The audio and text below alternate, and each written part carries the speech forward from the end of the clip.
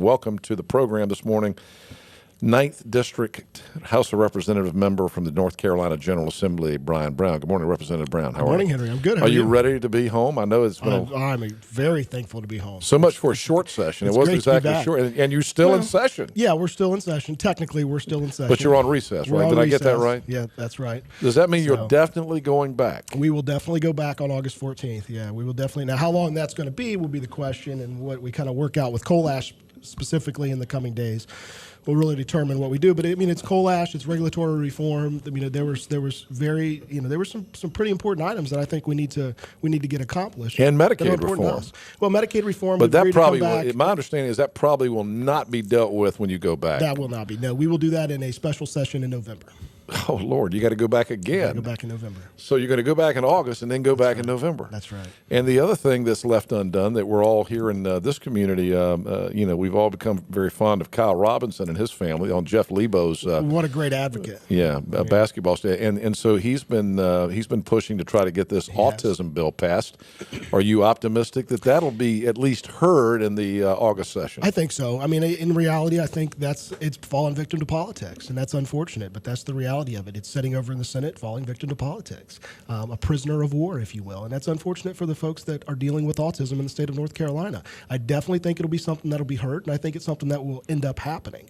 It's just getting it accomplished and getting back to Raleigh and ironing out some of those other differences to ensure that those things aren't held up in political gamesmanship. You know, the Blue Cross Blue Shield is really lobbying against this, but we're one of 13 states.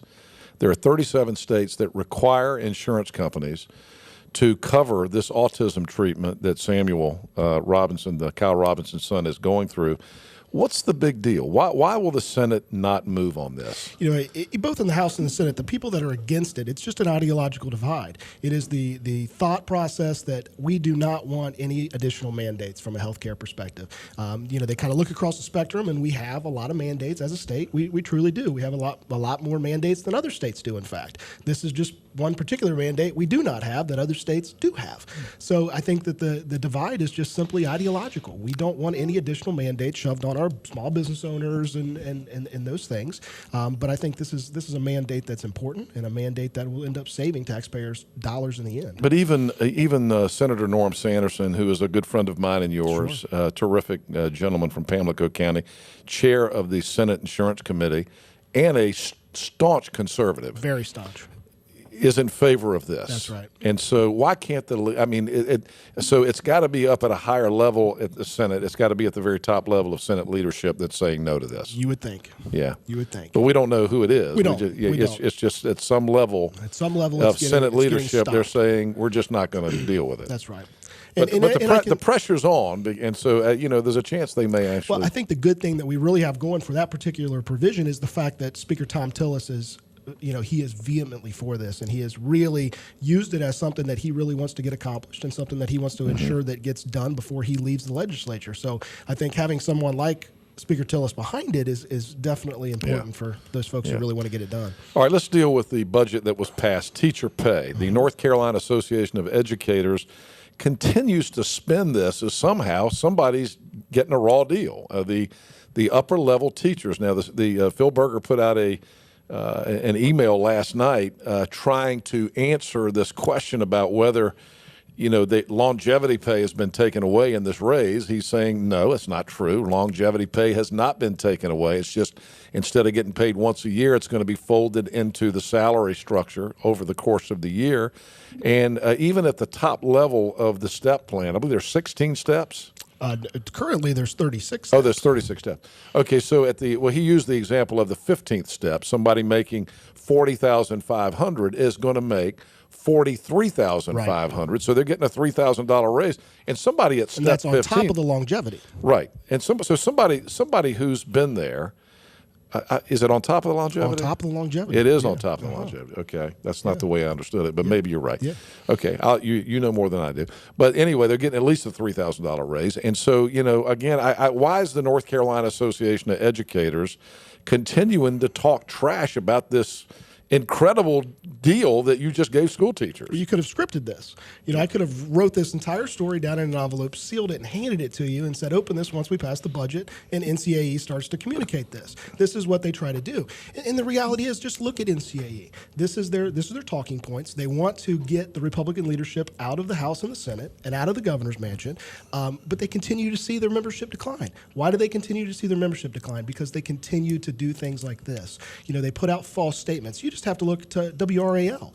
Once NCAE started putting out these statements that longevity was gone and all, Run for the Hills teachers, WRAL jumped on that bandwagon as well. And after further looking into their claims, put out another story refuting the claims that NCAE was making regarding longevity and the pay raises. When WRAL makes those claims, changing the dialogue, changing the conversation, we've got a problem.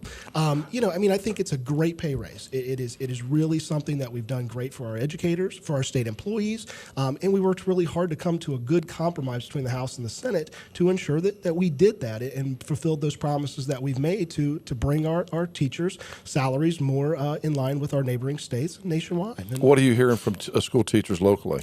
You have a mixed bag. Truly, you have those members who are very highly engaged in NCAE who do not like it and are continuing to talk the NCAE talking points. You have other teachers who are really looking into it in depth and think that it's a really good thing. I think this is a 30-day story. I think this is a story that when teachers get their longevity paycheck, the lump sum check that they're used to getting, that everybody says is going away, which isn't, this anniversary date, and then they start to get their checks with longevity pay rolled into their monthly pay plan as well as their raises, they're going to see that bump in their monthly raises and more money in their households, and this is going to go away. Teachers are going to be happy with this pay raise. I was talking to a family this weekend. They have two young teachers in their family. Their son and their daughter-in-law are both school teachers up in Johnston and Wake County.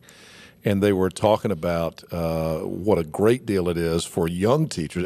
If someone's been in teaching only 5 to 10 years, they really get a raise, do they not? Yeah. I think they're getting like 11% in some cases. Even at a 10-year teacher, they're getting a 16% raise. So, yeah. That's a significant raise. I would say. Yeah, absolutely. I would love to get a 16% raise. That'd be fantastic. I think it's great for these teachers. And some of that comes from, look at our urban areas. In those urban school districts, 60% of the teachers have 5 years or less in the classroom, and they're not staying. Mm-hmm. So how do we become more competitive? How do we entice teachers to come to the state? How do we entice kids to go into the profession of education? And then once they get there, how do we entice them to stay there? Yeah. And that's such a big portion of the conversation and the future of North Carolina. All right, the other big issue in this legislative session that affects this particular community in eastern North Carolina's economy is the viability and the stability of the Brody School of Medicine at ECU. Yeah. Our med school had lost some significant funding in the last session, two particular provisions. It all got kind of tied up in the politics of private versus public hospitals and some of the things that have happened in other parts of the state, particularly in Raleigh, where Rex Hospital was bought by UNC and starts competing across the street with Wake Med. And now, Wake Med had some legitimate concerns about that. But East Carolina got caught in the crossfire on that because, again, a lot of people didn't even understand the significance of the fact that East Carolina does not own a hospital. Right. UNC Chapel Hill does own a hospital. And, the ECU School of Medicine has an operating agreement with Vidant. And so, long story short, there were two provisions that had been struck. One was called UPL, Upper Payment Limit for Medicaid, and the other one was SODCA, which is the Set-Off Debt Collection Act, which is a way that the med school was able to collect some bad debt. Both of those were taken out last year, but and I know what a hard fight this was. You tried in the last session right up to the 11th hour to get some of this stuff put back in and didn't do it. But I got to hand it to you. I think you deserve some sort of an award because I know how hard you worked on this, and you took some people to task on this and got it done. You got this funding put back in. We did, and folks remember I voted no for the budget last time. Incidentally enough, because they cut teacher assistants, which this budget does not cut any teacher assistants. It also gives them a pay increase, which is completely adverse to what the Senate's position was, which was to fire all teacher assistants. So what a great position that was, but also voted no on the budget last time because of the reduction in SODCA and UPL. I mean, the ECU School of Medicine lost millions in funding because of this and the ability to collect revenue. And what a key piece to our financial stability here in the East. And immediately, I said, after I voted no for that budget, I said, look, I'm never going to let this happen again. We're going to go to battle and we're going to fix this. We're not going to allow this to happen to Eastern North Carolina, and we're going to make this right. And we went to work right away, and I'm very, very proud to say that we were able to pretty much restore all the SODCA. UPL completely, changed. We're allowed to keep our slotted positions. We got the number of physicians that's actually accurate here in Eastern North Carolina, and walked away with no assessment on UPL. So huge wins for the university. I mean, I just couldn't be happier of what took place. No, we owe you a big debt of gratitude. And I'll tell you, for people who don't know how this works, the top level of the Senate leadership was opposed to reinstating this funding 100%. for the med school. And, Brian took them on. I mean, I got to hand it to you. I mean, you took on some friends of mine up there and, you stuck it to them and said that we're going to get this done. And, of course, you did it by bringing Tom Tillis on board. Absolutely. And the governor. That you got to give the governor and Tom Tillis a lot of credit as well, because they were behind this and helped us all the way. That's right. We would not have been able to do it without leadership in the House and as well as the governor. To have that conversation, with folks over in the Senate that are in those leadership positions to really have a good conversation. But not only that, bring fiscal staff involved into it. Have that conversation with the folks over at ECU, invite it, and kind of make those communications work and make the numbers work and help folks to understand what actually takes place over here. Brian Brown, the 9th District House of Representatives member in the North Carolina General Assembly. What else in this session were you particularly interested in and you saw happen? Well, or maybe not happen. I think not happen is more where I've kind of been, I guess, a little more disappointed. Would like to see some things take place. We mentioned the coal ash bill. I'd like to see that get accomplished. I'd like to see us have some type of plan moving forward to protect our valuable resources and things. Regulatory reform is still held up. I'd like to see regulatory reform be addressed again in this short session. A part of what's in that is a bill that I've been very, very passionate about, which is equity crowdfunding, allowing small businesses to be able to raise funds and solicit funds from their neighbors and business folks from around the community. I think that'll truly be a game changer for small business finance and bring money from Wall Street down to Main Street. That's still held up over in the Senate. I'd like to see that happen. We still got to continue to safeguard ECU, and probably the biggest disappointment that I had is the change in funding structure for Medicaid reimbursements for Vidant Medical Center. Historically they've been reimbursed at 100% Medicaid rate in exchange for funding the residency program over at ECU. That's now been dropped to 70%. It's a significant hit to Vidant Medical Center, and we need to really fight hard in the long session to restore that funding mechanism and bring folks to the table, just like we did with ECU, and make folks understand exactly what's at risk here and what it really plays into in terms of the greatest public-private partnership that I can point to in the state at the current time. I've said this several times before, until the state of North Carolina can get its arms around Medicaid, we're going to continue to have these budget fights. You bet. If we didn't have these this Medicaid problems, there would have been plenty of money to go around this time, because the economy is getting better. But Medicaid is such a problem, and we still have not gotten you guys together on Medicaid reform.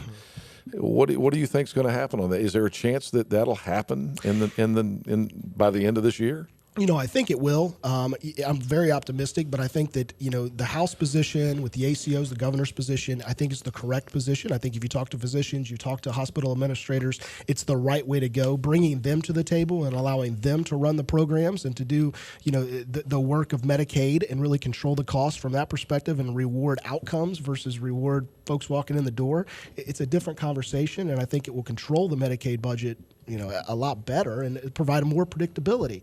I think that it's very highly likely, but we got to get the House and Senate to agree on a few of the minor details surrounding it. So when you left town last weekend, there were some members, even in the House, that were saying, this is not a stable budget. This is a one-year deal, and it's not something that's going to be sustainable into the next year.